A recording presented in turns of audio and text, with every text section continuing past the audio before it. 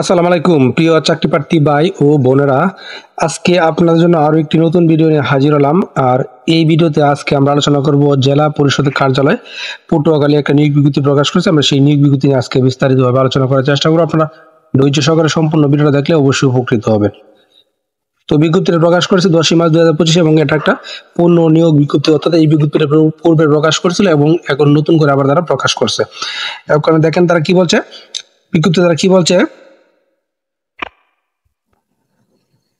স্থানীয় সরকার পল্লী উন্নয়ন সহ মন্ত্রণালয়ের স্থানীয় সরকার বিভাগ জেলা পরিষদের শাখা 2 ফেব্রুয়ারি 2025 তারিখে এবং স্মারকে 12 ফেব্রুয়ারি 2025 তারিখে এবং স্মারক নম্বর মূলে প্রাপ্ত ছাড়পত্রের পরিপ্রেক্ষিতে পটুয়াখালী জেলার পরিষদের সাংগঠনিক কাঠামোভুক্ত নিম্নবর্ণিত শূন্য পদসমূহে তারা নিয়োগ প্রদান করবে। এবং কি কি পদে তারা লোক নিবে দেখেন, এখানে টোটালি 5টি পদে লোক নিবে।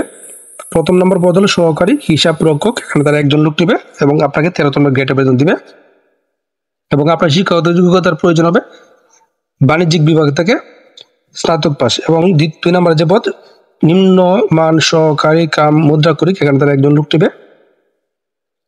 16তম গ্রেডে আপনাকে তারা বেতন প্রদান করবে এবং শিক্ষাগত যোগ্যতা উচ্চ মাধ্যমিক সার্টিফিকেট পরীক্ষা উত্তীর্ণ হলে আপনি আবেদন করতে পারবেন। এবং ইংরেজিতে প্রতি মিনিটে 40 এবং বাংলায় প্রতি মিনিটে 30 শব্দ টাইপ করার যোগ্যতা আপনার থাকতে হবে। এবং 3 নম্বরে যে পদ গাড়ি চালক, এখানে তারা একজন লোক নেবে 16তম গ্রেডে এবং এই গাড়ি চালক পদে আপনার শিক্ষাগত যোগ্যতার প্রয়োজন হবে 8ম শ্রেণী পাস এবং হালকা যান চালনায় বৈধ ড্রাইভিং লাইসেন্স থাকতে হবে এবং ইংরেজি ও বাংলা শব্দ পড়ার সাধারণ জ্ঞান থাকতে হবে। এবং 4 নম্বরে যে পদ বার্তাবাহক পদে তারা একজন লোক নেবে 20তম গ্রেডে আপনাকে তারা বেতন প্রদান করবে এবং 8ম শ্রেণী পাস হলে আপনি বার্তাবাহক পদে আবেদন করতে পারবেন এবং শুদ্ধ ভাষা ব্যবহারের জন্য এবং বাইসাইকেল চালানো আপনাকে অভিজ্ঞতা থাকতে হবে।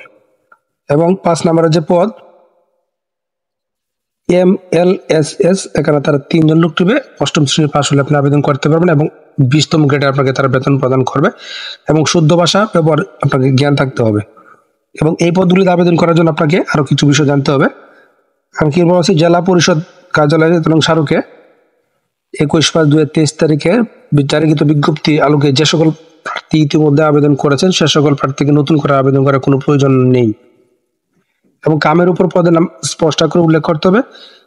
উল্লেখপূর্বক প্রধান নির্বাহী কর্মকর্তা জেলা পরিষদ পটুয়াখালী বরাবর আবেদনপত্র আগামী 7 এপ্রিল 2025 তারিখে অফিস চলাকালীন সময়ের মধ্যে অবশ্যই ডাকযোগে পৌঁছাতে হবে এবং নির্ধারিত তারিখের পর তারা কোনো আবেদনপত্র গ্রহণ করবেন না।